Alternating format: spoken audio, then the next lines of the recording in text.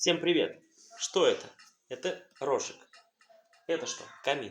В свое время вот эта связка подарила мне еще одну жизнь. Точнее, сохранила жизнь.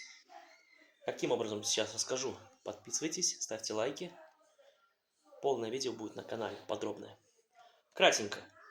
Костер горит. Точнее, разжигаю камин. Загорелся, потух. Вспомнил, что есть рожек.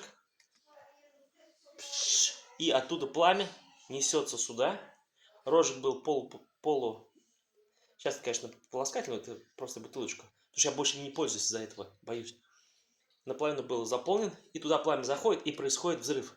И вот эта бутылка надувается, становится круглой. От нагрева и от взрыва. Но мне повезло, что пластик был прочный. Она надулась, но не взорвалась. А поищите в интернете, у кого взорвалась, что с ним случилось. Вот. И это все. Представьте себе, вот я видел, читал случай, 70% ожогов получил человек и, скорее всего, погиб. И тем более еще и дом спалить можно. Камин дома находится. И вот этот рожек очень опасен. Какие составы бывают? Составы бывают разные. Составы бывают на основе спиртов, на основе парафинов, с ними микс и так далее. Каждый производитель сам делает из своих, как правило, отходов, я так предполагаю, вот, основного производства. Вот такие рожики, потому что они очень дешевые.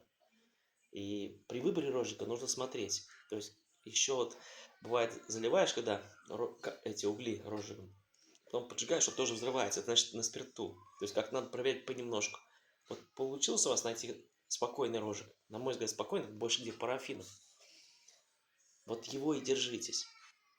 А какой посоветовать? Я вот, к сожалению, перестал пользоваться розжигами. Я пользуюсь, так разжигаю. Либо газовой горелкой с баллончиком, либо феном. На сегодня так. Но как найду хороший рожек, возможно, буду им тоже пользоваться. Но каждый подряд рожек покупать не советую. Тем более, может, вдруг бутылка окажется менее прочная, чем та, которая мне подарила еще одну жизнь.